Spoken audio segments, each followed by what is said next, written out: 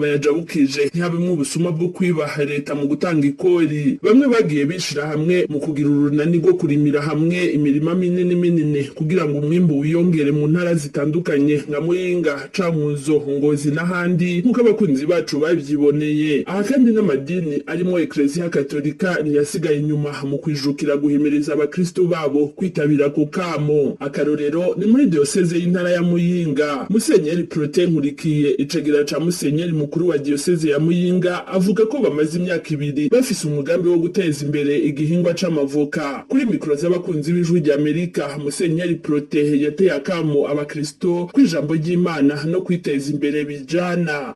Tukava kuri turagowe imvugo ya turagowe iyo nta ibihani wacu kandi muri Eklezia narutwigeze twigisha keretse abagize bamwe batategera neza inyigisho ya Yesu Kristo hamwe yagira ati hahiriwe abari umutima ushima ubwoko bazotora ubwami bw'ijuru. Ubwami bw'ijuru rero ntibushobora kuboneka mu gihe abantu bagumye naragowe.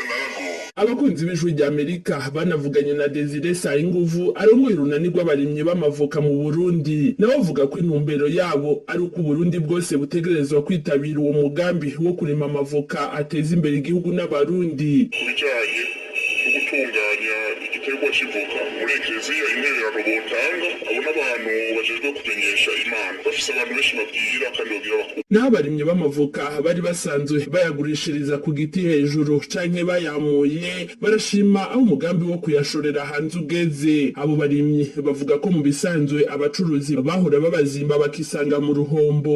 Baradutuye cyane ku gito cyofasha umufuko w'ivoka ngo wishore mu Tanzania nakubwira ko kitabaho iyo voka yo bategeza kugurira. Uyu murimyi w'amavoka abakunzi bacu basanze mu ntara ya Muyinga avuga ko abadandaza bari barabifatiye ku gakano babaha amafaranga y'intica nikize ku mufuko wuzuye amavoka. Umwimbu tuzoronka ubu tuzohora twishorera tukarondera amasoko tukishorera hanze. Ni kuvuga ko bifise abantu bari basanzwe bafise isoko ry'ivoka mugabo tutovuga ko isoko ry'ivoka ryari ry'abakomisiyoneri kuko nk'umurimyi yarima ivoka umufuko w'ivoka bakamuha 50-30. Naho ku bijanye n'uburyo bukoreshwa mu kujabukana ibidandazwa ku mipaka, abo baja kugurisha amavoka hanze nka Tanzania basaba ko mu gihe ubuhinga bwa none bwanse bubafasha bakabaha udupapuro bagatwara amavoka yabo kuko yoyo ashobora gupfa byihuse.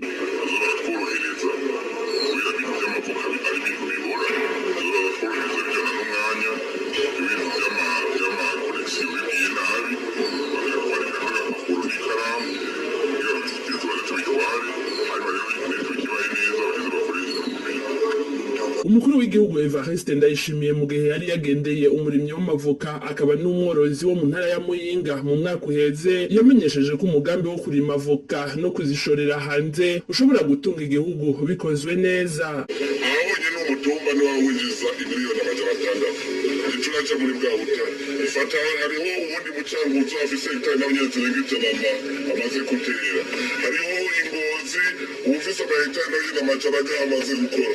Murumva ivoka zonyene zo mu Burundi zirashobora guca zitunga Uburundi ivoka gusa tureke bwa butare tureke kwiga. Naho biruko kandi abakurikiranira hafi ibijanye n'ubutunzi mu Burundi babona ko hari hakwiye kubaho ivyigwa vyerekana neza uko uwo mugambi uzokogwa haba kubizoshoka ndetse n'amafaranga zo kwinjira mu kigega ca leta buri mwaka. Gabriel Rufyiri kuri mikro y'Ijwi ry'Amerika uko nikabisigura. Ibintu bidateguwe ntibeza ngo bishoboke, ico ni cambere.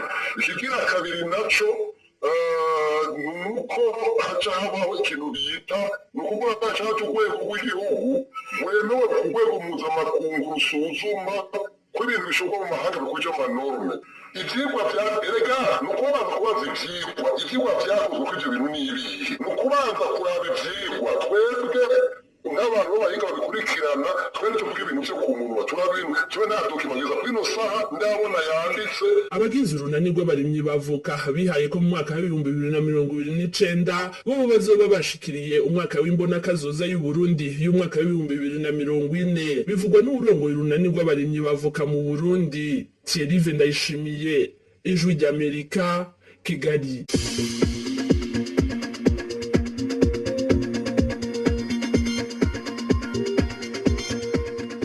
Arakoze mugenzi wacu Thierry Ndayishimiye utugejeje ku musozo w'aya makuru twabateguriye kuri iyi saha.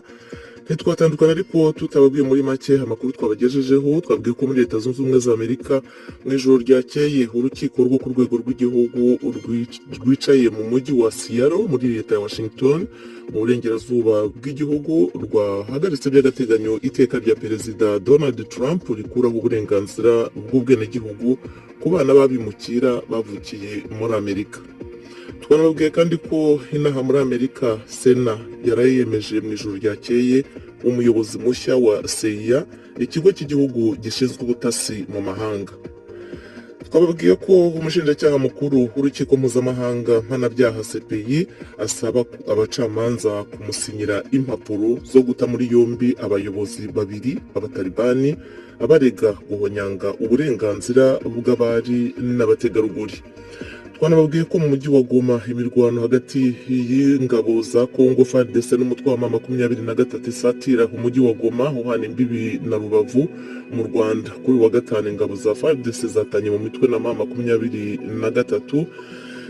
Izo nkuru rero tuzakomeza kuzibakurikiranira, na kandi dusoreje mukomeze kugira ibihe byiza kandi weekend nziza.